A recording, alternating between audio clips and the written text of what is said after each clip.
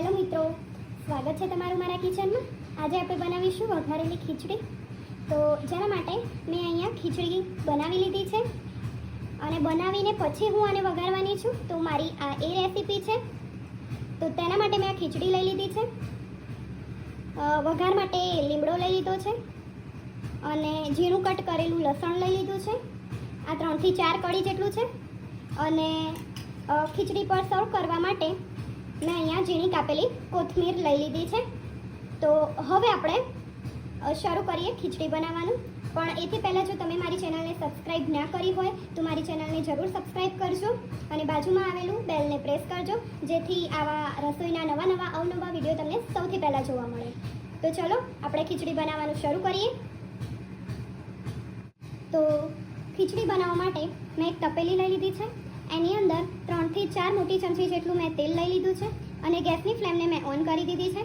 હવે તેલ થોડુંક ગરમ થઈ જાય ત્યારે આપણે આની અંદર રાઈ એડ કરીશું।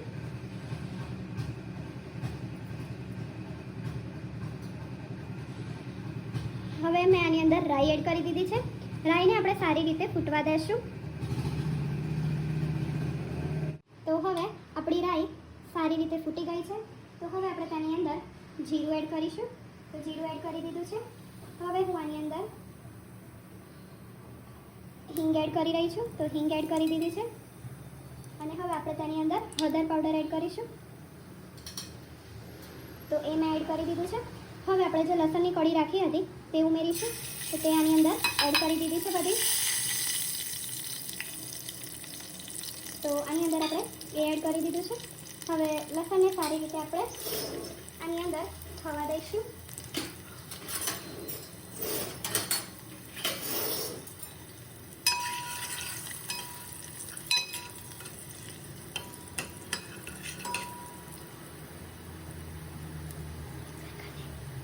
તો આની અંદર મેં ખીચડી એડ કરી દીધી છે, પણ એ વિડીયો મારાથી સ્કીપ થઈ ગયો છે। તો આ રીતે મેં ખીચડી એડ કરી દીધી છે અને હવે આપણે તેની અંદર કરી પત્તા એડ કરીશું।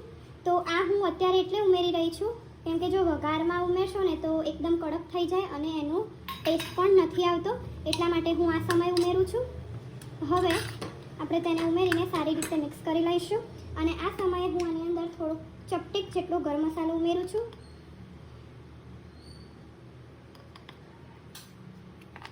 તો ગરમ મસાલો મેં ઉમેરી દીધો છે અને મીઠું આની અંદર મારે એડ કરવાની જરૂર નથી કેમ કે મેં જ્યારે ખીચડી બનાવીને ત્યારે મેં આની અંદર મીઠું એડ કર્યું છે, એટલે હું અત્યારે એડ નથી કરતી।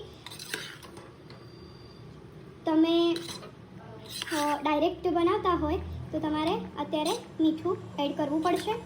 અને હવે આપણે આની અંદર લાલ મરચું પાવડર એડ કરીશું।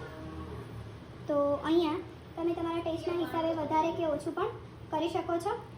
તો મેં 1 થી 1.5 ચમચી જેટલી અહીંયા લાલ મરચું પાવડર એડ કરેલું છે અને હવે આપણે તેને સારી રીતે મિક્સ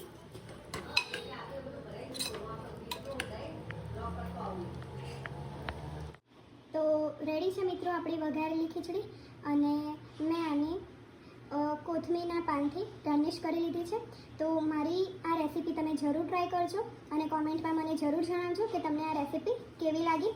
હવે મળીએ એક નવા વિડીયો સાથે નવી રેસીપીમાં। ત્યાં સુધી જય માતાજી।